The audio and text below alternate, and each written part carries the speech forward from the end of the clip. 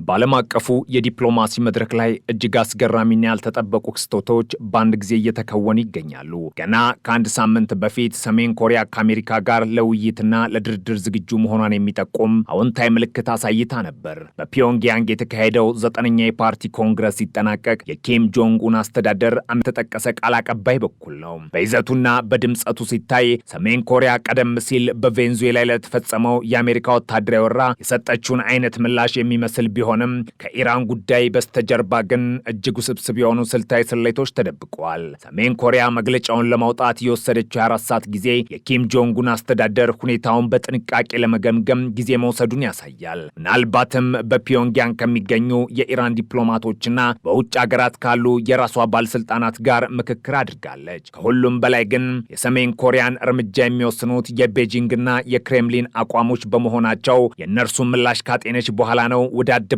ወጣቸው። በሰሜን ኮሪያ መንግስታዊ ዜና ወኪል በሆነው በኬሲኤንኤ በኩል በእንግሊዝኛና በኮሪያ ቋንቋ የተሰራጨው የመግለጫ ዋና ዓላማው ዓለም አቀፉ ማህበረሰብ ለማነጋገር የታለመ እንደሆነ ግልጽ ነው። በመግለጫው ውስጥ ጥቅም ላይ የዋሉት ቃላት ምንም እንኳን እንደተለመደው ጠንካራና የዛቻ መንፈስ ያላቸው ቢመስሉም ለሰሜን ኮሪያ መመዘኛ ሲታዩ ግን በጥንቃቄ የተመጠኑና እየረገቡ ናቸው። ፒዮንግያንግ በዚህ መግለጫዋ 5 ዋና ዋና ነጥቦችን ለዓለም አጋርታለች። አንደኛውና ዋነኛው ነጥብ አሜሪካና እስራኤል በኢራን ላይ የሰነዘሩት ጥቃት ህገወጥ የወረራ ተግባርና እጅግ አጸያፊ የሆነ የሉዓላዊነት ጥሰት መሆኑን መግለጿ ነው። ሰሜን ኮሪያ ይህንን ድርጊት በዓለም አቀፍ ህግ ፊት ተቀባይነት የሌለው ተግባር ስትል ፈርጀዋለች። ሁለተኛው ነጥብ ደግሞ የጥቃት ከአሜሪካ የቀጠና የበላይነት ፍላጎትና ከዚህ ቀደም ስታሳያቸው ከነበሩት እንቅስቃሴዎች አንጻር ሲታይ አስቀድሞ የሚጠበቅና ግልጽ የሆነ ድርጊት መሆኑን ገልጻለች። በሶስተኛ ደረጃ ሰሜን ኮሪያ ይህንን የዓለም አቀፍ ህግ ጥሰትና የወታደራዊ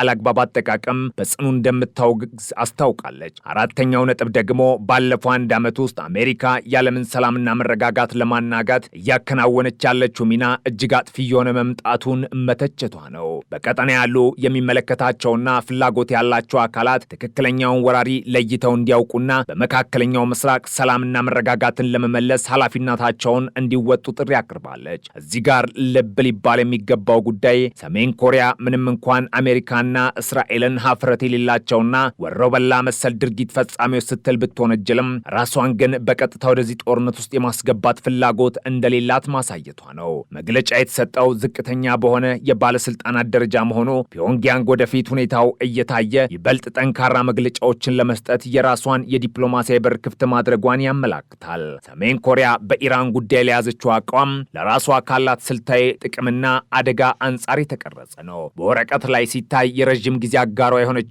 ኢራን በጦርነት ውስጥ መሆኗ ለሰሜን ኮሪያ ችግር ሊመስል ይችላል። ሆኖም ግን ከጀርባ ያሉትን ስውር ጥቅሞች ስናይ ነገሩ ሌላ መልክ ይዛል። አንደኛውና ዋነኛው ጥቅም የኢራን በጦርነት መወጠር ለሰሜን ኮሪያ አዲስ የኢኮኖሚና የወታደራዊ ድል መፍጠሩ ነው። ኢራንና ሰሜን ኮሪያ ሁለቱም ለሩሲያ የዩክሬን ጦርነት ዋነኛ የጦር መሳሪያ አቅራቢዎች ናቸው። ኢራን ድሮኖችን፣ ሚሳኤሎችና ጥይቶችን ለሩሲያ ስታቀርብ ቆይታለች። አሁን ግን ኢራን የራሷን ጦርነት መጋፈጥ ስላለባት ለሩሲያ የምታቀርበው መሳሪያ ለራሷ የመከላከም አቅም ልታውሎ ትገደዳለች። ይህ ደግሞ በሩሲያ የጦር መሳሪያ ገበያ ውስጥ ትልቅ ክፍተትን ይፈጥራል። ይህ ክፍተትን ለመሙላት ደግሞ ሰሜን ኮሪያ ዝግጁ ናት። በዚህ ምክንያት ሩሲያ በሰሜን ኮሪያ ላይ ያላት ጥገኝነት ይበልጥ እንዲጨምርና ፒዮንግያንግ በክሬምሊን ላይ ያላት ተጽዕኖ እንዲጎለብት ያደርገዋል። ይሁን እንጂ ይህ ጦርነት ለሰሜን ኮሪያ ትልቅ ስጋትንም ይዞ መጥቷል።